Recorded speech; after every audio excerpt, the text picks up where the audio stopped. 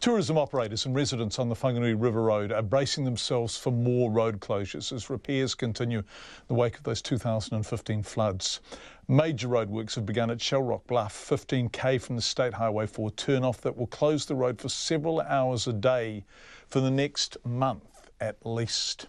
Our Taranaki Whanganui reporter, Robin Martin, went to visit.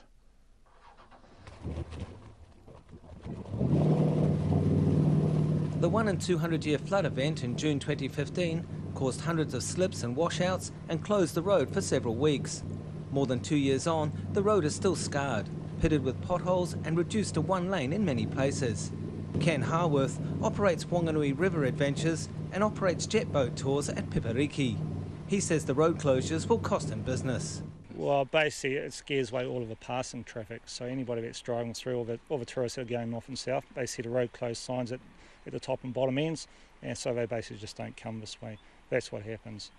Mr Harworth says the road was also closed for long periods last year, and he's disappointed at the level of consultation with River Road residents. He's thrilled to see the work being done, but reckons it could have been handled better. Ben Adams, whose family runs the Bridge to Nowhere jet boat tours and Whanganui River canoes, is bringing ashore a group of Wellington school children at Pipariki. He says the jet boat side of the operation will suffer.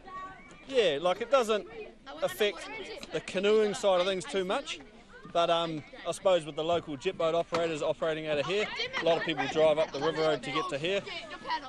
Places like the Flying Fox, which is an accommodation place halfway down, they'd probably feel the effect as well. Halfway between Pipariki and the turn off to State Highway 4 is the Matahiwi Gallery and Cafe. Its owner, Marlena Ranganui, is not impressed at the road being closed again.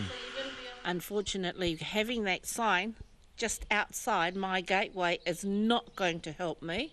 This morning some people came through, they stopped, they looked at the sign and off they went. Last year it was exactly the same, and I lost a lot of business through that. But not everybody is upset at how the roadworks are being handled.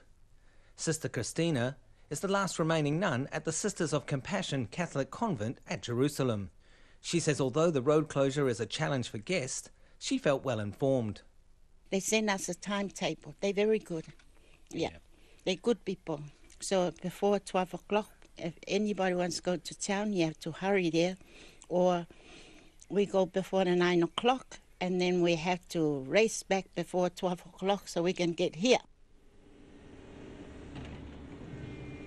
Rui Laytown is a senior roading engineer at the Whanganui District Council. Mr Laytown says the Shell Rock Bluff Roadworks is one of the last two major projects left to do on the River Road. He says it's a tricky job, and that's why the road will need to be closed. Unfortunately, because the bank is quite high and the machinery is sitting quite high and will be tossing basically material into a base of where the existing road platform is, we can't allow people to traverse that space, and the road has to be closed for that reason. Mr Laytown says road closures are always disruptive, but a public meeting had helped form a timetable that accommodated most people while allowing the work to be done. He won't find any argument from Kiwi, who was removing a fallen pine from the side of the road near Koreniti. Just have to work around it. Yeah, it's happened before. You can't stop slips coming down. If the road's blocked, it's blocked. You know, if you're hemmed in for a week, you're hemmed in for a week. You just got to take it with the flow. Periodic road closures will be enforced at Shell Rock Bluff until December the 8th, but the road will be open weekends and on public holidays. A stop-go system will then take over for the remainder of December. I Whanganui, mo te hōtaka o te ahihahi, ko Robin Martin ahau.